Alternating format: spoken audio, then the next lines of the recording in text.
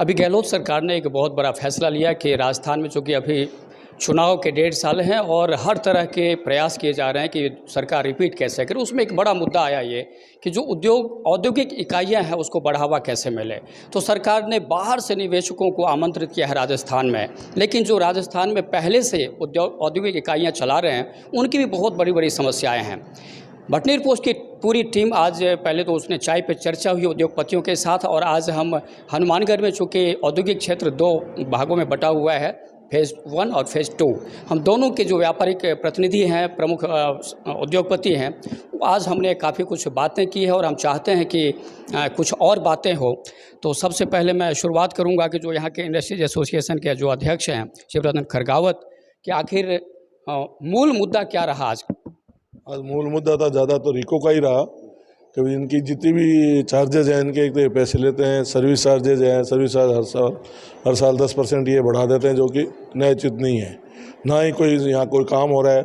Service charges भी जो है सारे राजस्थान में 5 रुपये मीटर से शुरू हुए थे, 10% लगते लगते आज 8 रुपये 60 पैसे हो गए वो। और सुविधा के नाम पर यहाँ कुछ भी नहीं है। आप देख लें, चाहे सारा इंडस्ट्रियल एरिया, दुनिया में सड़कें टूटी पड़ी है। बारिश के टाइम में तो आप कहीं निकल ही नहीं सकते। वाइजा से तो भलाई निकल जाओ, वैसे तो आप चल नहीं सकते। आप नालियाँ पुराने जब ज़माने की इंडस्ट्रीज़ के टाइम की बनी हुई है, जो आज वो खंडर हो रही हैं, कोई भी उसकी रिपेयर नहीं हो रही है। काम तो कुछ हो नहीं रहा है।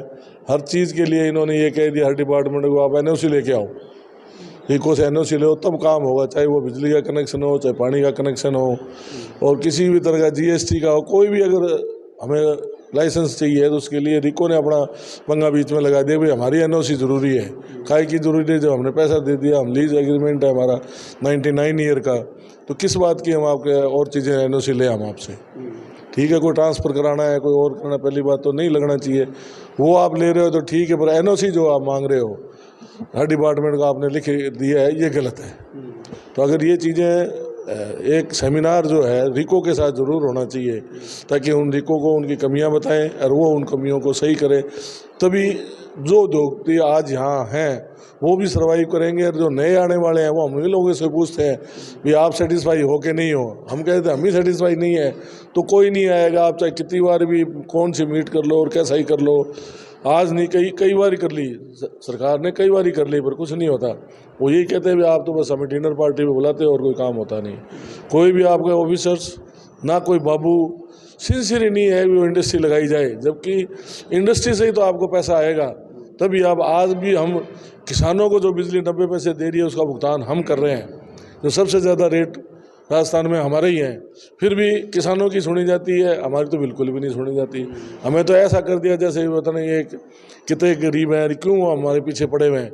हम तो आज ये सोचते हैं भी इंडस्ट्री ना ही लगाते तो अच्छा था, हम भी लाइन में खड़े होते हैं इनके। और इंडस्ट्री लगा के हम कितना टैक्स दे रहे हैं सरकार को, ये तो सरकार ने कभी देखा ही नहीं है, ना कोई अधिकारी देखता है इस बात को।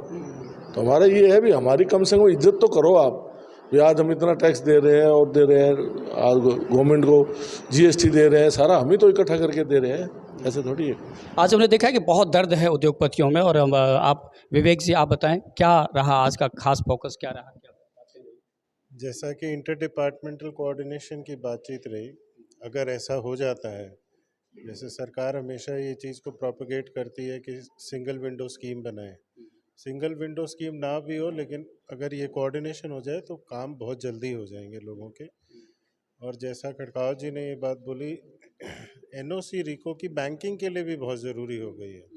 अगर आपको मान लीजिए कोई बैंक बदलना है तो आप बदल नहीं पाते हैं आसानी से। तो ये सब जो रिस्ट्रिक्शंस आ गई हैं इंडस्ट्री पे, ये हमारी इंडस्ट्रियल ग्रोथ के लिए बहुत ख़राब है। तो ऐसा नहीं होना चाहिए।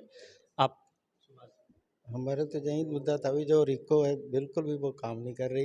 इनकी सड़कों की सफाई, नालियों की सफाई, और मेन रोड का कोई उसका बालीवार्स नहीं है। ना तो वो उनके रिको में आ रहा है हमारा एरिया गंगानगर रोड, ना हमारा इसमें नगर पालिका में आ रहा है। इस वजह से बहुत प्रॉब्लम हो रही है। भी हम सर्विस चार्ज तो रिको को देते हैं, नालियों की सफाई के लिए वो कह रहे हैं ये नगर पालिका करेगी, क्योंकि रोड नगर पालिका की है। रिको की पैरेलल सड़क जो होनी चाहिए वो उसमें नहीं है, इस कारण ये प्रॉब्लम। सर्विस टैक्स देते हैं, सर्विस नहीं मिलती है। दूसरी जो औद्योगिक इकाई है जो बिल्कुल फेज़ 2 है, उसके अध्यक्ष हैं, आप बताइए। जिला 2 के अंदर में वो स्थायी उसको लगाया जाए, महाप्रबंधकों को, वो 1 साल की छुट्टी पे गई है, सब भी काम रुके हुए हैं। सुरेंद्र सिंगला जी। अब जयफल जैन जी बताइए। औद्योगिक पॉलिसियां जो बनाई जाती हैं उसका प्रचार प्रसार भी करना चाहिए। दूसरे नंबर पर जो रिको जो है उसकी पॉलिसियों का सरलीकरण किया जाना चाहिए। किसी प्रकार की जो इसमें त्रुटि हो जाए अगर किसी इंडस्ट्री से, तो उसको पेनलाइज ना करने की कोशिश करें, क्योंकि उनका जो उद्देश्य है इंडस्ट्रीज को ग्रोथ देना। जबकि अब समस्या ये आई है कि रिको गवर्नमेंट का रेवेन्यू डिपार्टमेंट बन गया, और जब 1,000 करोड़ रुपए की मेट्रो जयपुर को जरूरत थी तो रिको को वहाँ देना पड़ा पैसा, जबकि वो पैसा किसका था? इंडस्ट्रियलिस्ट का। तो इस प्रकार का जो रिको अपने एरिया में तो कुछ करता नहीं है। तो जो स्वच्छ भारत मिशन है उसको सरकार को हम ये भी कहेंगे कि रिको एरिया के अंदर भी इसको चलाया जाए। यहाँ पर जो गंदगी है उसका निस्तारण किया जाए, चाहे वो हार्ड वेस्ट है या जल का अपशिष्ट है, चाहे एयर पोल्यूशन है। उसके लिए रिको जो है वो अपने प्रबंधन करे, ताकि अधिक से अधिक लोगों को इंडस्ट्री लगाने का यहाँ मौका मिले।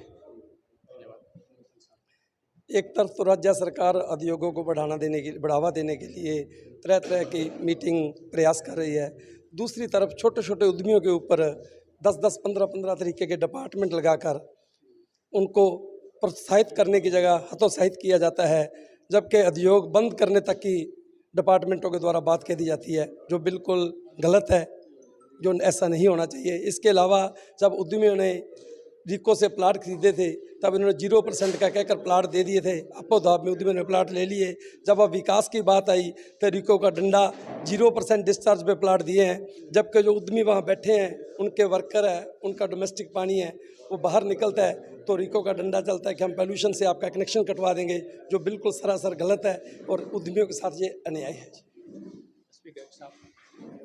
रिको डिपार्टमेंट से सभी उद्यमियों को परेशानी है। उनको विशेषकर अपनी जो उनकी व्यवस्थाएं हैं उनको सही करना चाहिए, और हर कार्य को सरलीकरण तरीके से किया जाए तो सभी उद्यमियों को राहत मिलेगी। रिको से पानी की निकासी का कोई साधन नहीं है, और डोमेस्टिक डिस्चार्ज के लिए कम से कम कोई साधन तो होना चाहिए। पानी कैसे निकालें? रिको को आपत्ति है कि यहाँ पानी कैसे निकलता है, तो इंडस्ट्री में जो लेबर रहती है उनका जो है नहाने धोने का पानी कहाँ जाए।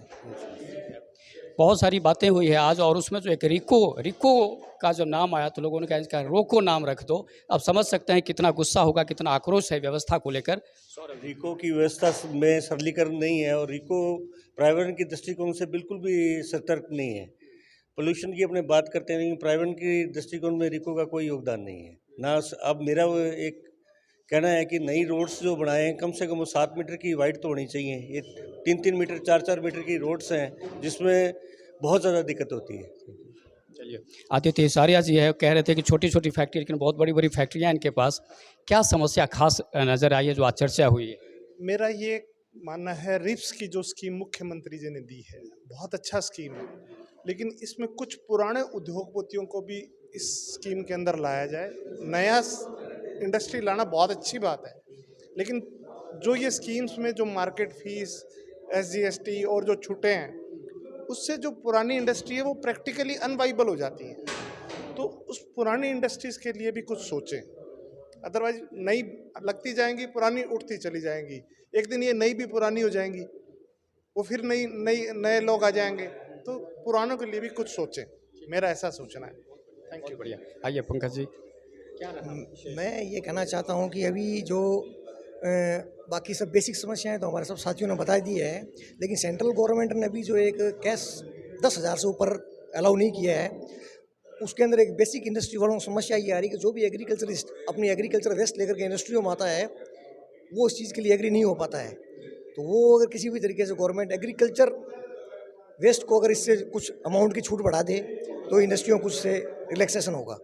Thank you. धन्यवाद। आइए हरीश जी, आइए। पंकज जी। गवर्नमेंट को चाहिए कि जो एग्रीकल्चर इंडस्ट्री है उसके ऊपर जो मंडी टैक्स लगता है, मंडी टैक्स को इंडस्ट्री के ऊपर नहीं लगना चाहिए। जो कि ट्रेडर माल परचेज करता है मंडी से, उसके ऊपर 2 गुना या 3 गुना टैक्स लगाकर भी उसको मिलर को, इंडस्ट्री को बचा सकते हैं। और एक जो नरेगा की स्कीम है उसको इंडस्ट्री के साथ लिंक करके जो कर्मचारी नरेगा में काम करते हैं, मिल में आएगा तो मिल वाले से पैसा लेगा और सरकार भी देगी, तो उसको डबल बेनिफिट रहेगा। बहुत बढ़िया। हरीश दफ्तरी जी, हरीश जैन साहब। मैं ये कहना चाहता हूँ कि जो अपने हनुमानगढ़ जिले के अंदर सरसों की फसल होती है तो गुना होता है, जो उसका कचरा होता है वो आज पंजाब जा रहा है, हरियाणा जा रहा है, यूपी जा रहा है। तो यहाँ की जो इंडस्ट्री हैं या जो ईंट भट्टे हैं उनकी कॉस्टिंग बहुत बढ़ गई है। तो आज अगर ये स्थिति रही तो आने वाले टाइम में धीरे धीरे यहाँ पे इंडस्ट्रियाँ बंद हो जाएगी, वो बाहर चला जाएगा। ये भी सरकार को बाहर जाने से रोकना चाहिए। और जो रिको का मुद्दा है वो बहुत बड़ा मुद्दा है ही है, भी जो बहुत चार्जेस ले रही है और उस हिसाब से हमें कुछ रिटर्न नहीं मिल रहा है। और ये रूटीन में इंडस्ट्रियों में कभी भी पानी बाहर नहीं निकलना चाहिए। जो लेबर है, स्टाफ है या कोई रहेगा तो देखो बाथरूम का पानी निकलेगा। हाँ, इंडस्ट्री हम जीरो डिस्चार्ज पे चला रहे हैं। हमारी फैक्ट्री का जो पानी है टोटल हम यूज़ कर रहे हैं, हमने टैंक लगा दिए हैं। वो हम भी समझते हैं अभी जल नहीं है तो कल नहीं है, पानी के बिना कुछ नहीं होगा।